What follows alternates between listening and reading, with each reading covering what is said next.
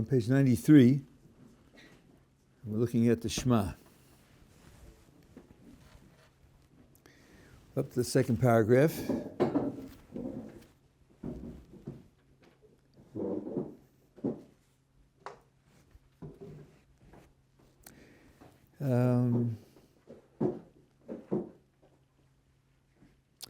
I think I will start by going through the general structure of this whole paragraph and make some remarks about it, and then we'll go back and look more at the details.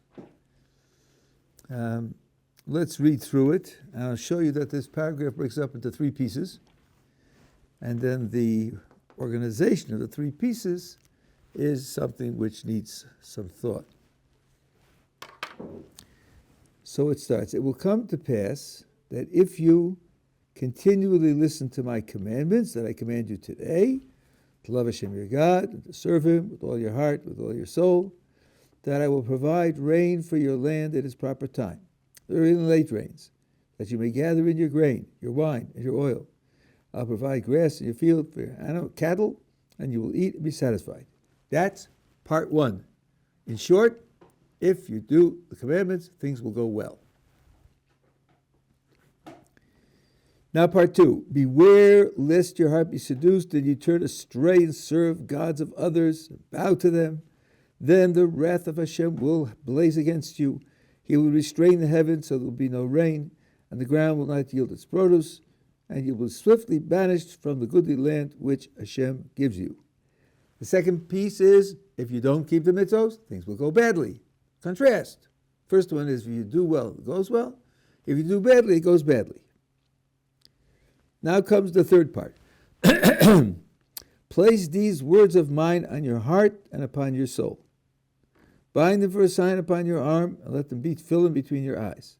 Teach them to your children, to discuss them while you sit in your home, and while you walk on the way, when you lie down, when you arise, and write them upon your doorposts of your house and upon your gates, in order to prolong your days and the days of your children upon the land that Hashem has sworn to your ancestors to give them, like the days of the heaven on the earth. So this third section says, keep these various commandments so that things will go well. So you have here, like a sandwich. Do well, it'll go well, number one. Do poorly, it'll go poorly, number two.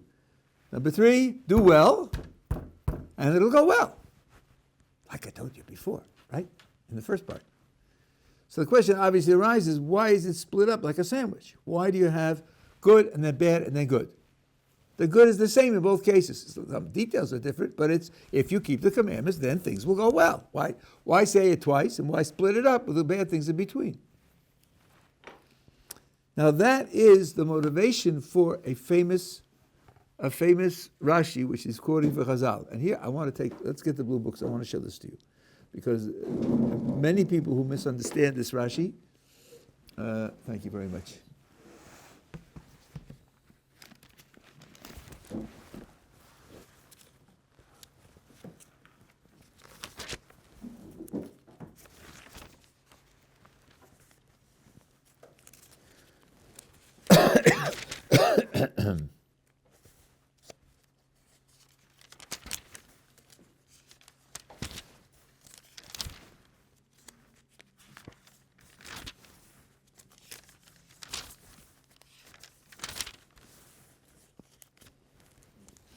This is on page 995.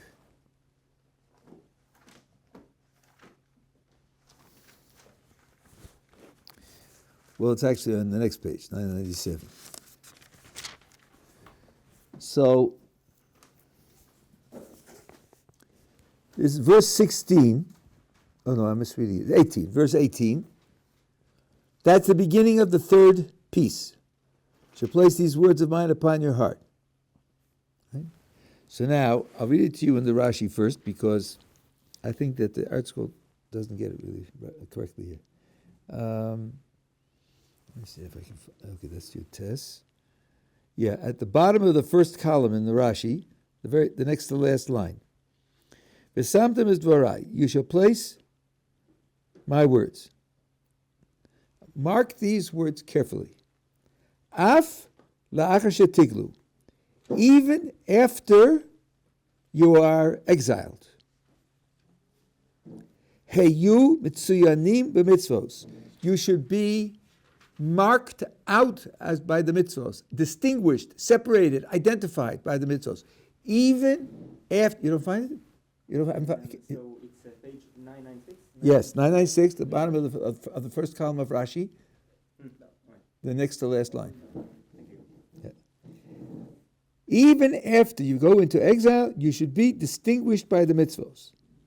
Hanichu tefillin, asu mezuzos, put on tefillin, put on mezuzos, kedei shelo yiyu lachem chadashim kishetachzuru, so that they should not be new when you return.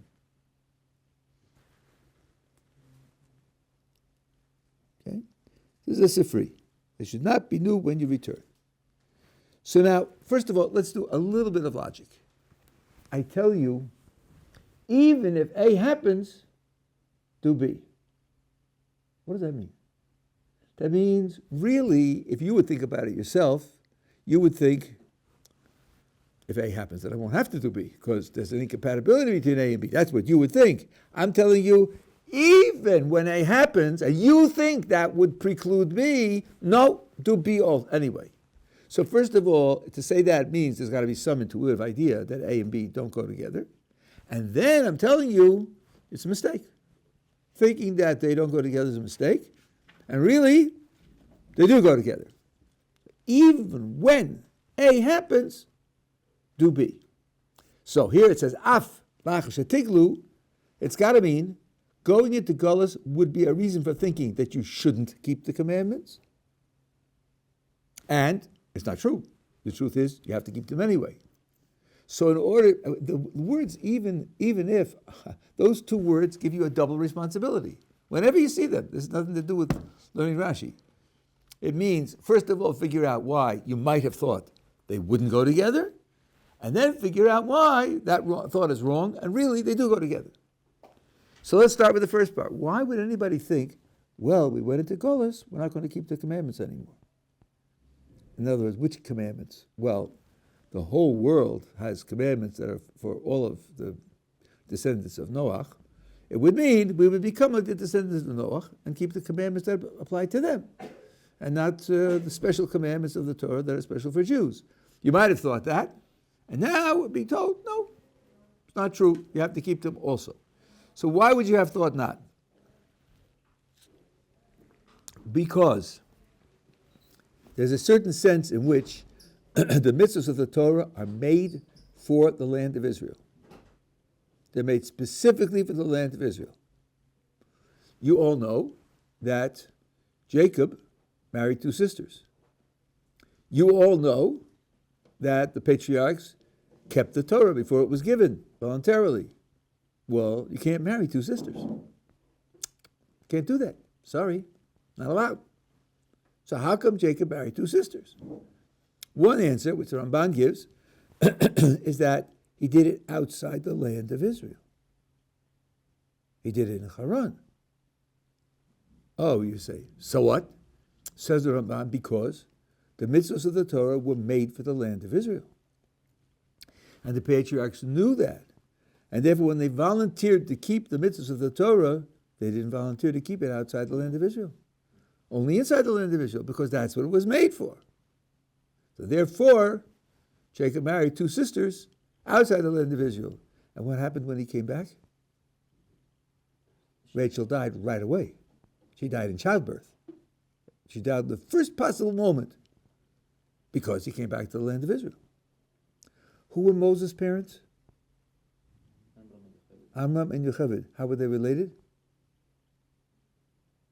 Yocheved was Amram's aunt. According to the Torah, an aunt cannot marry her nephew. Not allowed. But that was Egypt. So they kept the Torah only inside the land of Israel. Outside the land of Israel, they did not, because they correctly understood that the mitzvahs of the Torah are made for the land of Israel. It's going to take me 5 minutes, and I'll take your question. Says the Ramban, it's like having a palace. In the country, the laws of the country apply. But in the king's palace, there's a special etiquette a special protocol because you're in the presence of the king. The land of Israel is like the palace of the king. The laws of the Torah are like what you do when you're living in the palace of the king. And outside the land of Israel, that's not what the mitzvahs were designed for. Now listen, you know how I am, and I pick my words very carefully. I mean only what I said. They weren't designed for that. So, on that basis, you have a Havamina here. Well, after we go into exile, we won't have to keep the specific mitzvahs of the Torah anymore because the mitzvahs weren't designed for that. Okay, that's the first half of the even if. But the second half of the even if is, no, that's wrong. Even though they were designed for the land of Israel, that's true. Still, you have to keep them outside the land of Israel. Why is that? So Rashi says, so that when you come back, they won't be new. Those words do not say anything about forgetting. Those words do not indicate the problem is maybe you'll forget. You could never deduce anything about forgetting from those words, number one. Number two, there are rafts and rafts of laws of the Torah that we don't keep outside the land of Israel. If it really were a problem of forgetting, then we should keep them all, like the agricultural laws. We don't keep them outside the land of Israel. So that's just wrong. Now the Maharal explains this Rashi as follows. Why can't they be new? What would be wrong with their being new? The answer is that there's only one giving of the Torah. There's only one source for the Torah, for the mitzvahs of the Torah, and that's Moses. The Torah that God gave through Moses is the only source for any mitzvahs that we do. So, for example, why do we circumcise our male babies? Not because of Abraham. Surprise, surprise. Not because of the covenant with Abraham. In Parashat Tazria, it says, also, Moses wrote into his Torah, under God's dictation, that you have to do bris milah. Aren't we entering our children into the covenant of Abraham? We are entering our children into the covenant of Abraham because Moses said to do that, not because of Abraham. So there's no other source of the obligation of mitzvos other than Moses. Now just imagine the rule were that if you leave the land of Israel, you stop keeping the commandments of the Torah, you become like non-Jews, and you keep their mitzvos. Suppose the whole Jewish nation goes into exile. Then the whole Jewish nation is cut off from Moses' Torah. So when they come back, it's going to be a new start. No new starts. There can't be any new starts. The only source of Torah is Moses. So the reason why there are mitzvahs that apply to the Jew outside the land of Israel is so that there'll be continuity with Moses, so that when you come back, it won't be new. That's the reason. Not a question of maybe you'll forget. So that's what overpowers the idea. So that means, if a Jew keeps Shabbos in New York, what is his status? Well, for one thing, there's a mitzvah to keep Shabbos in New York. And it carries all the benefits and all the penalties for failure. But if you ask a Jew, why are you keeping the mitzvah, not why psychologically, but what are you accomplishing by keeping the mitzvah? The answer is, Rashi's telling you, it's a chazal, it's a sifri. Telling you, what you're doing is maintaining the continuity with Moses so that when we come back to the land of Israel, the mitzvahs will still apply to us. But Shabbos was not made for New York. Shabbos was made for Yerushalayim, for Tveria, for Tzfas, for Beersheba, even for Tel Aviv. It was made for the land of Israel. That's where the mitzvahs fulfill their original function, their ultimate purpose. And in New York they do not. It's only a secondary purpose. That's one reason why everybody should be looking forward to living in the land of Israel.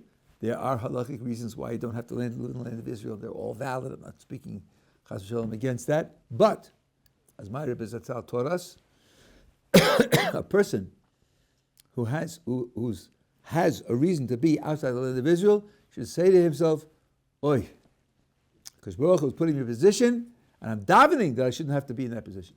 I'm davening I should be able to come to Eretz Yisrael. Because that's where the mitzvahs fulfill their ultimate purpose. Are we together? So that's the reason why. That's one thing you learn from the fact that it's split up into three pieces. Because you want the good part first, because you start with that. Then you want the bad part. If you do badly, things will go badly. But then you want to say, but if things go badly, and the last thing in the badly part is exile. And the very next words are, keep these mitzvahs so things will go well with you. Meaning, you have to keep these mitzvahs even though you're in exile. That's what Chazal are commenting on, I think, is the structure of this paragraph. You had a question, yeah? So the question is, Rabbi, right now you mentioned the example of Jacob that marries a relative, also the parents of Moses, but the Torah was given afterwards, after Jacob and Moses' parents. So why is it the question? So aren't they, maybe I understand something which is fundamental, but they didn't have Torah in a sense. I took it for granted that you knew the answer to that.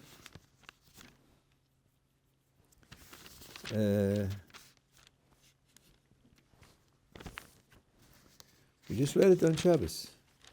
Let's see.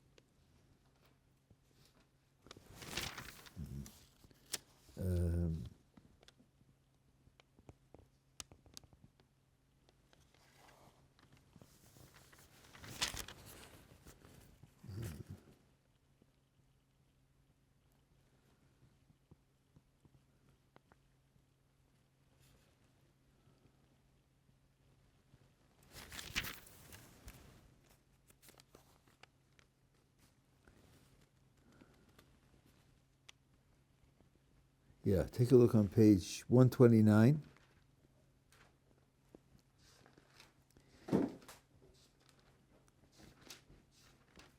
Here, HaKadosh Baruch Hu gives a bracha to Yitzchak, a long, elaborate bracha. And look at verse 5. I'm giving you this bracha, HaKadosh Baruch Hu says to Yitzchak, because Abraham obeyed my voice and observed my safeguards, my commandments, my decrees, and my Torahs. That's a lot of stuff. That's a lot of stuff. What did he do? He went to Haran when he told him to go to Haran. He voluntarily kept the laws of the Torah.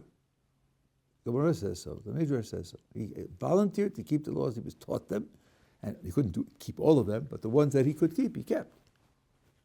And knew it just got transmitted to him. So it says that Shnei Kili Yosef Nazlu Shnei Rabbanim Malamdim Osot Torah. This is a whole long thing. Yes, Kodesh Baruch Hu gave it to him with Ruach HaKodesh. The Ramban says so, and the Chazal says so. It isn't as if he did research into the natural world. He said, leather. I think, yeah, leather on the arm. I'll bet. Yeah, arm. Good. Yeah, right. Sure, because that's leather and this is arm. You wrap them around. That's, I got it. Okay, what's next? Box. How about a box? Yeah, a box with, no, that's not what's going on. Because Baruch Hu gave him the inspiration of these ideas, and he volunteered to keep them, and so did Isaac and so did Jacob. So this we know was going on. At any rate, so that's, yeah, you had a question? Is it different? Is it the same idea in Eretz Yisrael, even though we're in Galus in Eretz Yisrael? Well, here it says, Rashi says to return to Eretz Yisrael, but we're in Eretz Yisrael, so is it different? We're still in Galus, but like... No, we're not in Galus in that sense, not at all. No, we're not in Galus. We, especially who's we? The Jewish people is in Galus. Right. But we people who live here are not in that Galus. No, we are fulfilling the mitzvos in the way they were intended to be fulfilled. But we're in it still. We don't have a base English in Galus. Well, the word Galus, there are certain words that are very elastic, and there's nothing wrong with that. Right? The word Torah is very elastic. It's used in maybe 5 different ways or 7 different ways.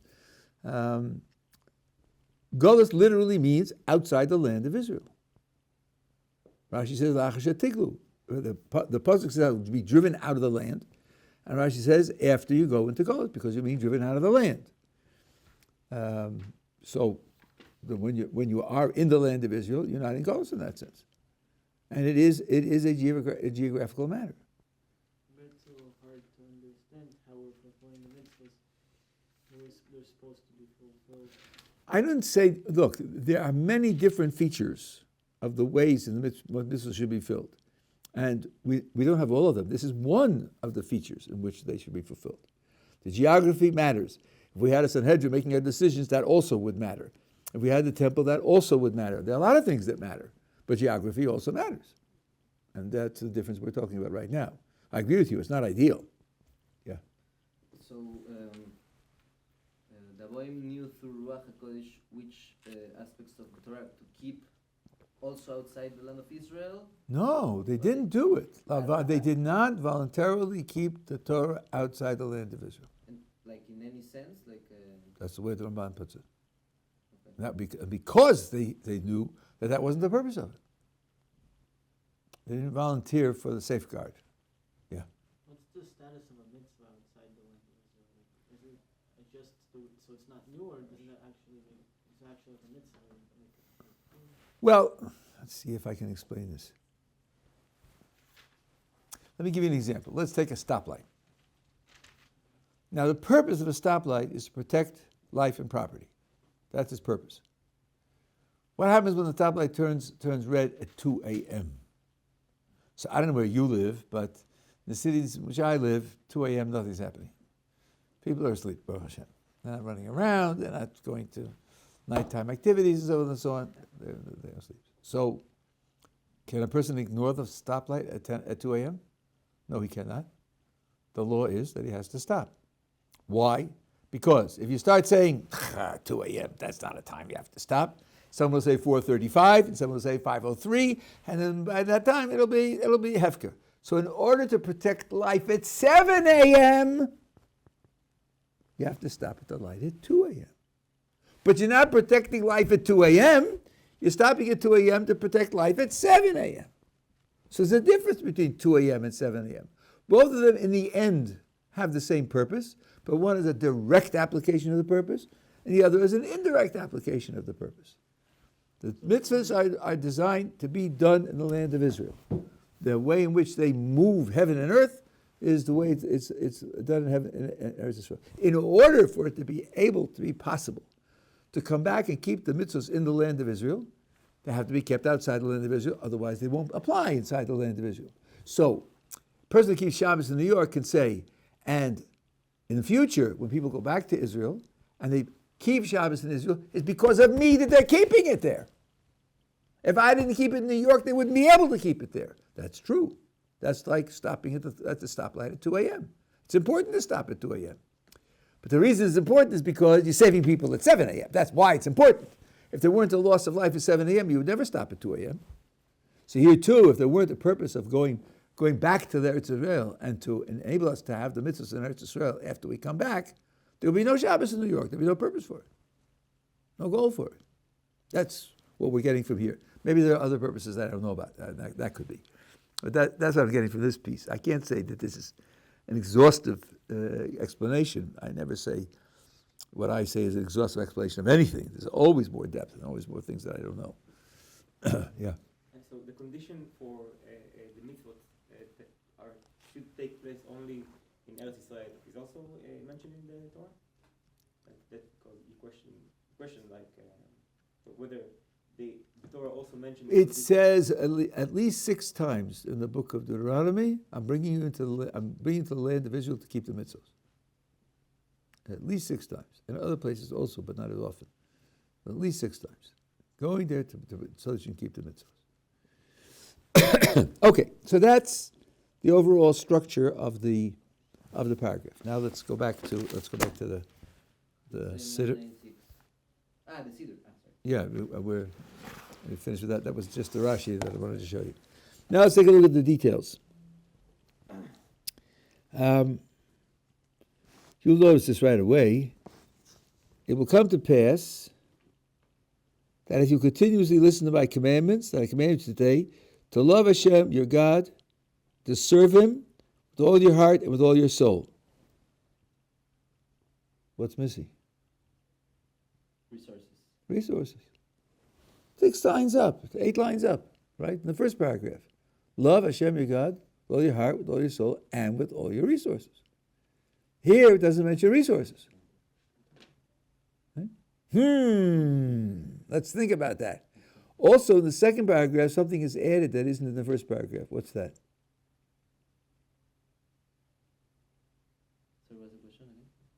Something is added in the second paragraph that isn't in the first paragraph.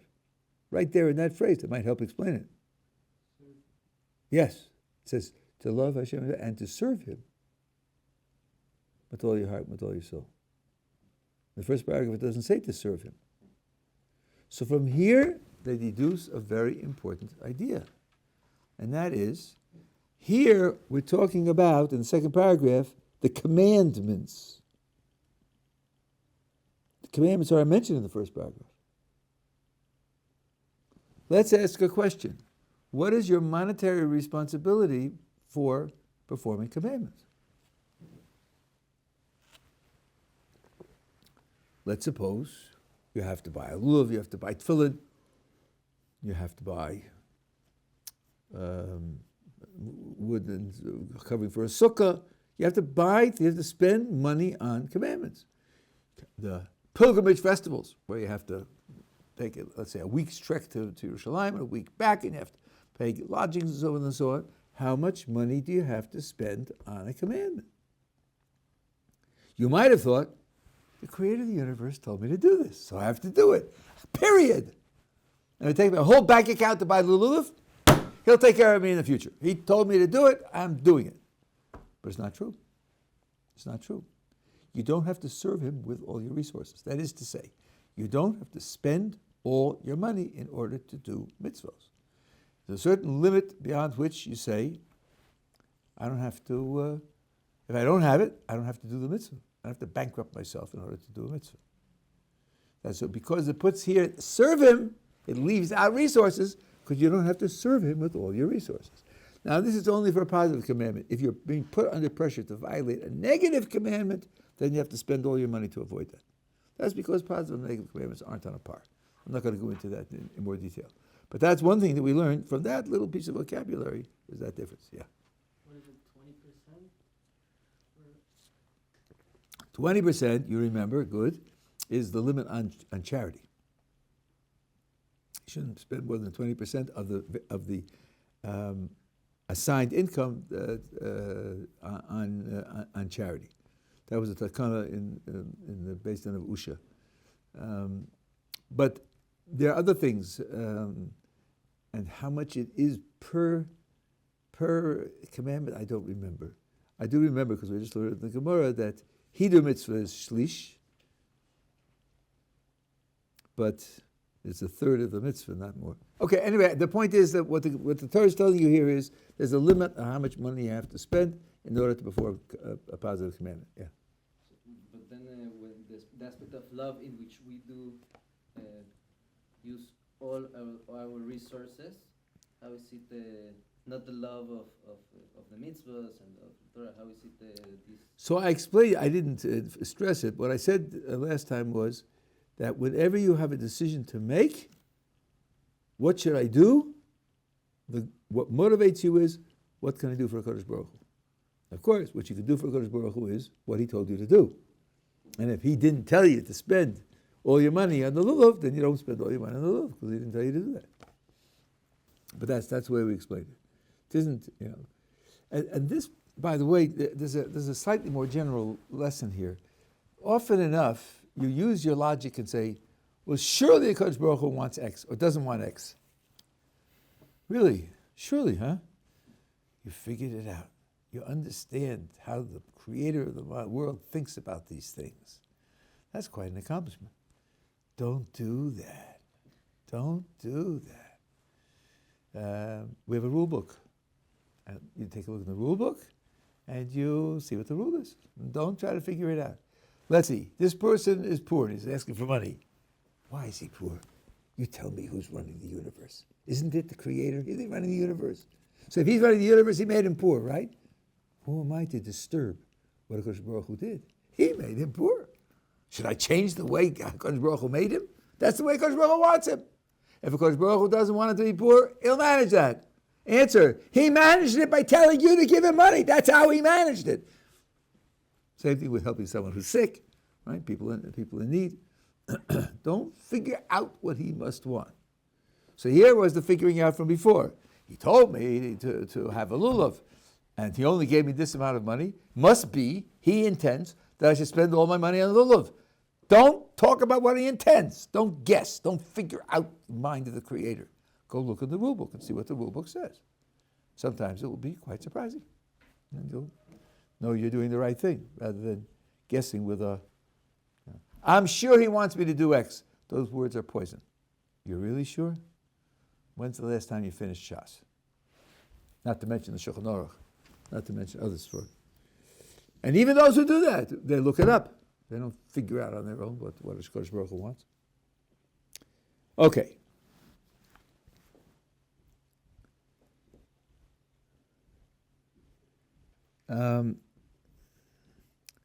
Then a little thing here. It says, if you do well, if you keep the commandments that I'm telling you to do, then I will provide rain for your land in its proper time, the early and late rains, that you may gather in your grain, your wine, and your oil. I'll provide grass in your field for your cattle, and you will eat and be satisfied. You should notice the cattle come first. The cattle eat first. And then you can eat and be satisfied. Not the other way around. This is the commitment that we have to feed our animals before we feed ourselves. We learned this a couple of weeks ago from Eliezer. Eliezer came to Haran to negotiate for the marriage between Yitzchak and Rivka. It says he comes to the house, and they unmuzzled the animals and gave the animals to eat. And then they went inside, and the family, Basul and Lavan, set out a meal. And Eliezer says, I cannot eat until I have spoken my piece, until I have made my proposal. So you should think to yourself, he can't speak, he can't eat. He can't eat until he makes his proposal. But he can feed his animals before he makes his proposal. Why is that? He's Abraham's servant. He's carrying out Abraham's project. He says, I can't eat because I'm under oath to Abraham to carry out his project. Why wouldn't that take precedence over the animals? But it doesn't. It doesn't. The animals come first. Because that's the way I'm trained him. I told him that that's where the priority lies. So you have to look at these things and say that learn post facto from what they do, and this is one of the things which the Torah stresses. When Moses is introduced in the Torah, there are three incidents back to back which give you a sort of introduction as to who Moses is. The first is he sees an Egyptian beating a Jew, and he kills the Egyptian to save the Jew. The second is he sees two Jews fighting, and he stops them and says, it's not appropriate the way you're fighting. So the first you could say, look, I'm a Jew, and I protect my group from the attack of others. The second is I have standards for my group, within my group, how they should behave. The third, which occurred much later, is where he's in Midian and he sees the daughters of Yisro, and they're shepherdesses, and they have their flock. They come to the well, and the shepherds chase them away. So he chases away the shepherds and gives water to the flock. And there you understand that he responds to injustice, even when it has nothing to do with his selected group. No chauvinism there. It's Midianites against Midianites, but it's not right. It's not right. It takes the part of the victim and protects them. Okay. So you have an and I want to make it clear, I'm not talking about Moses developing. That's going much farther than you would have a right to go in the text. You see three aspects, and they have three different features. Now there's a midrash. The midrash is, why was Moses appointed to be the leader of the Jewish people, and he had the role of a king? He had the status of a king. Why was he appointed? The midrash says, not because of those stories. No. Something else which the Torah doesn't even mention. He was shepherding his father-in-law's flock, and one of the sheep ran off into the hills. And he ran after it, and he saw that it went to drink some water. And he said, if I had known that you needed water, I would have carried you there on my shoulders. That's why he was appointed the king of the Jewish people. Not because of protection of his group from an external threat, and not because of high moral standards for his own group, and not because of justice in the world, but because he had responsibility for them, caring for them, providing for them. That's what made him appropriate to be king. So there also, you get a tremendous insight. If I had asked someone who doesn't know the Midrash, why was he chosen? Well, he stands for justice, and the purpose of the king is justice. You can make up a whole story. It just wouldn't be true. This is the kind of thing which you have to realize when you look into the sources. You find out that your own natural intuitions often are not on the mark. Yeah? Okay. Something to say here.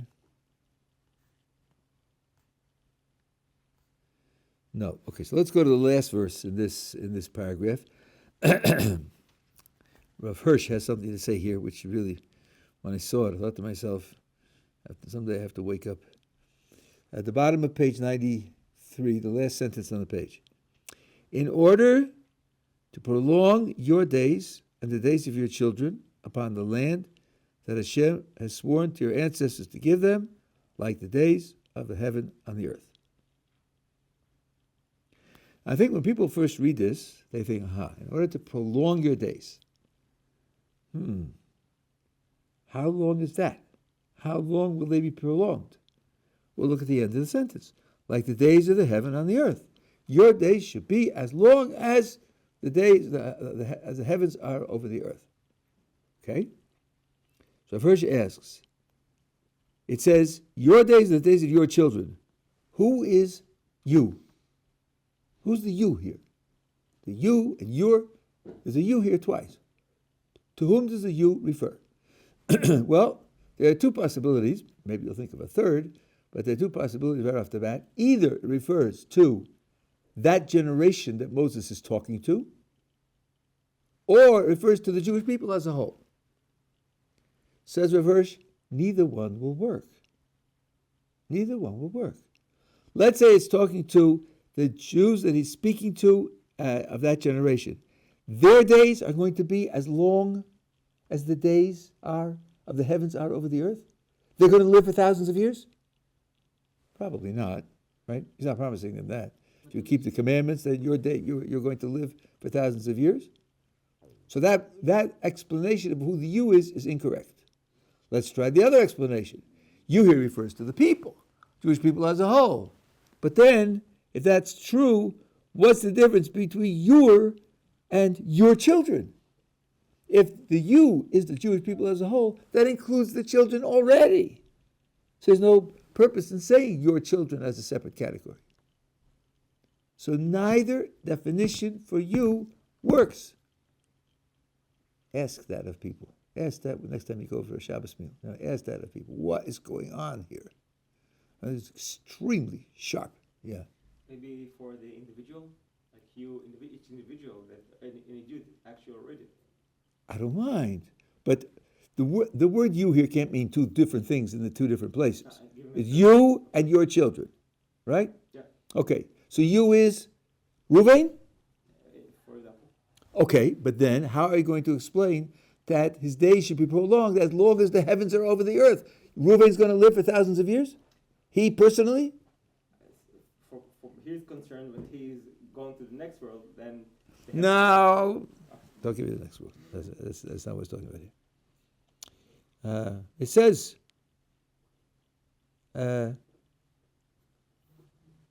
upon the land. Upon the land is not the next world. So if Hirsch says The solution is to change the understanding of the last words in the sentence. The last words in the sentence, like the days of heaven and the earth, are not an adverb describing how long is the prolong. That's not what it's doing. It is rather describing the quality of the days. They will be heavenly days on the earth, like the days of the heaven on the earth. The prolong is left open and vague.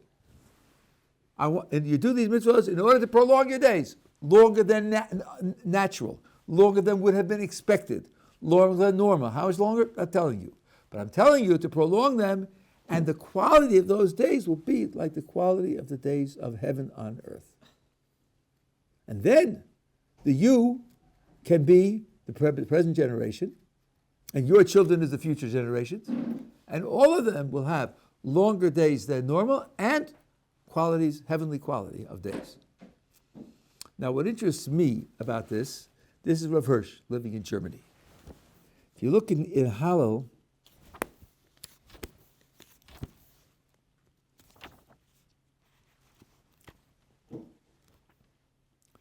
I'll show you a word from the Kotzker Rebbe, and there's no doubt that neither of them knew the other, and it's essentially the same idea. Okay. No.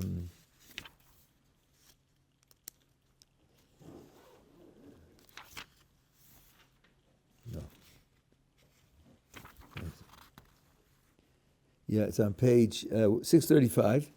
Wait,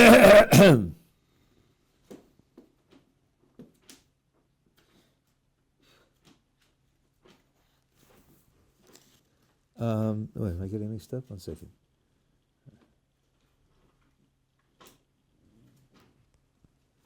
No.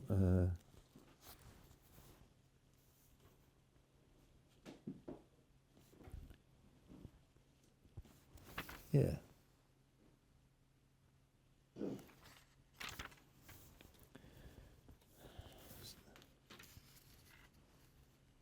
Yeah, that's right. At 635, 3 lines from the bottom of the page in English.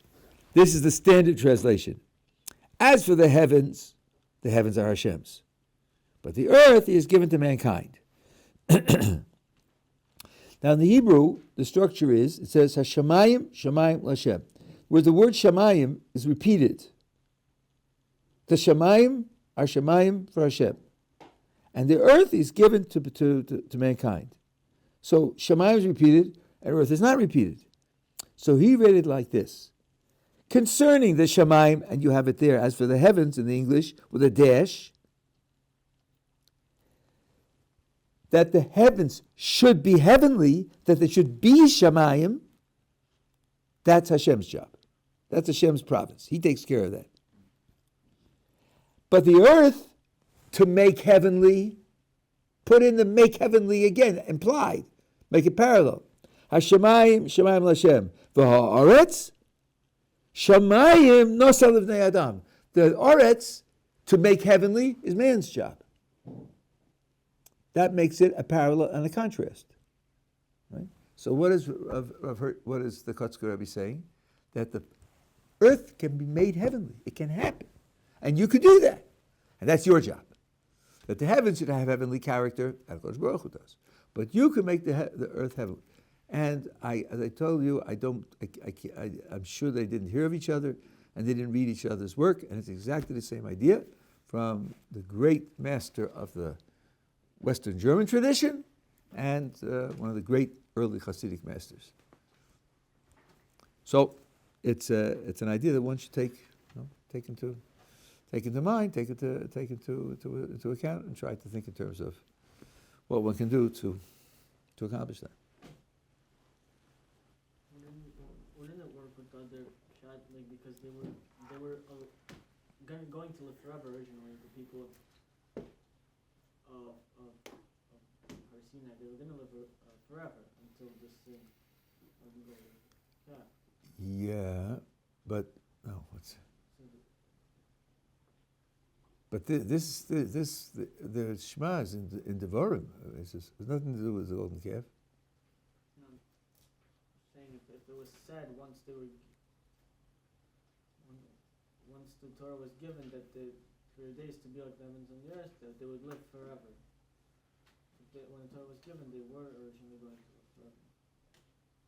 Yeah, but I don't know that these words have anything to do for that 1 month. Yeah. That 1 month before the Golden Calf. It's not. These words are part of the book of Deuteronomy. They're not in the book of Exodus with the story of the Revelation. It's not. I don't know any reason to think that they were applied to those. They didn't hear those words. Moses hadn't come down yet to even teach them the Torah orally, so they hadn't heard those words. So when they actually heard those words, that was after the Golden Calf. Okay.